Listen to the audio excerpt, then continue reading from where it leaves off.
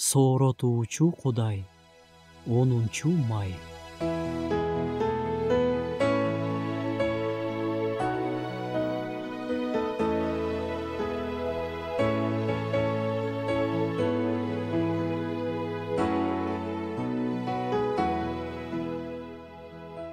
Акыркы күндөрдө жашап жатабыз.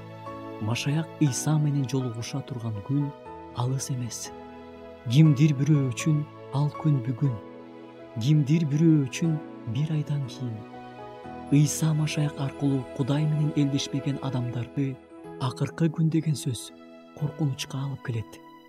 Ал эми Кудайдын балдары болсо, ал күндүн келишин ишеним менен күтүшөт.